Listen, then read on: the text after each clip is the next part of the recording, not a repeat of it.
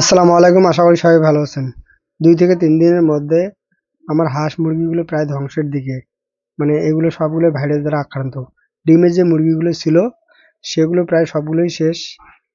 এখন যে মুরগিগুলোকে দেখতে পাচ্ছেন, মানে এখন যে হাঁস মুরগিগুলোকে দেখতে পাচ্ছেন, এটা আমি ২ দিন আগে কিছু মোরগ বিক্রি করেছি। তো সেটাই ভিডিও করে রেখেছি। মানে ২ দিন আগে সবগুলো ভালো ছিল। তো তখন আমি কিছু মোরগ বিক্রি করেছি। মানে এর আগে যে আপনারা আমার হাঁস মুরগিগুলো দেখেছিলেন, বিশেষ করে যে মুরগিগুলো দেখেছিলেন, তো সেগুলো আমার বাইরে ছাড়া ছিল। এখন যেহেতু ধানের সিজন আর আমার খামারের আশেপাশে যেহেতু ধান ক্ষেত রয়েছে, তো খুব সহজে মুরগিগুলো যখন ধান ক্ষেতের আশেপাশে যায়, তখন সেখান থেকে বনবিড়াল, বেজি খুব সহজে এগুলোকে ধরে নিয়ে চলে যায়। তো এই জন্য সিদ্ধান্ত নিয়েছি যেগুলো বড় হয়েছে মুরগগুলো সেগুলো বিক্রি করে দেবো। তো সেই হিসেবে এগুলো বিক্রি করে দিয়েছি। কিছু মুরগি বনবিড়াল আর বেজি পেটে গিয়েছে, আর যেগুলো ছোট ছিল সেগুলোকে আমি ছাড়িনি, এগুলো ঘরের ভিতরে ছিল। কিন্তু এগুলো ভাইরাস দ্বারা আক্রান্ত হয়েছে। অনেকগুলো ছোট ছোট বাচ্চা মানে আমার মারা গিয়েছে। এর পাশাপাশি আমার ৩টার মতো চীনা হাঁসও মারা গিয়েছে। আর অনেকগুলো ভাইরাস দ্বারা আক্রান্ত হয়েছে। এই ভিডিওটা হচ্ছে আজকের ভিডিওটা। তবে জানি না কি হবে। তো এখন আল্লাহ ভরসা, আমি একটু চেষ্টা করে যাচ্ছি।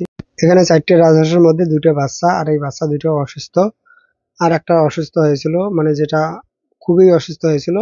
তো সেটা অন্য মানুষকে দিয়েছি। আর কোয়েল পাখির ঘরে এসে দেখলাম যে টার্কির ডিম থেকে বাচ্চা ফোটা শুরু করেছে। এরপর আমি কোয়েল পাখির ঘর, হাঁসের ঘর, মুরগির ঘর তো সবকিছু পরিষ্কার করে দিয়েছি। হয়তো অনেকে বলতে পারেন হাঁস, মুরগি সবগুলোকে একসঙ্গে রাখার ফলে এই সমস্যাটা হয়েছে। কিন্তু আমার যে ডিমের মুরগিগুলো আছে, তো এর আগে আপনাদেরকে দেখিয়েছিলাম, সেই মুরগিগুলোর আলাদা ঘর আছে। এরপরও মুরগিগুলো মারা গিয়েছে। যদিও আমি হাঁস মুরগি একসঙ্গে রাখতাম না, তবে ঘর না থাকায় এগুলোকে বাধ্য হয়ে হাঁস মুরগি একসঙ্গে রেখেছি। তবে আমি এটা ভেবেছি যখন মুরগগুলো বড় হবে এগুলোকে বিক্রি করে দেবো, আর মুরগিগুলো যখন ডিম পারবে তখন এগুলোকে আমি আলাদা করে দেবো। তবে এই মুরগিগুলো থেকে যে ডিমগুলো পেয়েছি, কিছু ডিম আমার ইনকিউবেটর মেশিনে বসা আছে, আবার কিছু ডিম ফ্রিজে রাখা আছে। তো এই ডিমগুলো থেকে যখন বাচ্চা ফুটবে, আলাদা করে এই বাচ্চাগুলোকে ব্রুডিং করব। আর যখন এই মুরগির পরিমাণ বেশি হয় তখন এই সমস্যাগুলো হয়। আর এজন্য আমি ঠিকঠাক দেশি মুরগি একটা বাড়াই না।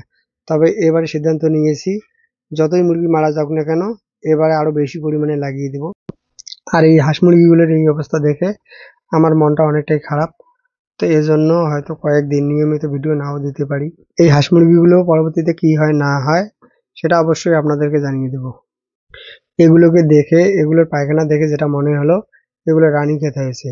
পায়খানাটা একদম দুধের মতো সাদা, আবার কিছু হাঁস মুরগির সাদার সাথে নীল। আর এই রানীক্ষেত যদি একবার খামারে প্রবেশ করে তাহলে খামার ধ্বংস করে ফেলে। তো পরিশেষে আপনাদেরকে একটা কথাই বলবো যে আপনারা আমার জন্য একটু দোয়া করবেন, আমার পশু পাখিগুলোর জন্য দোয়া করবেন। আর অনেক পরিশ্রম করে এগুলো পালন করি, আর এগুলো যদি এই অবস্থা হয় তাহলে মনটা এমনিতেই খারাপ হয়ে যায়। আর যদি ভিডিওটা ভালো লাগে একটা লাইক দিবেন। আসসালামু আলাইকুম।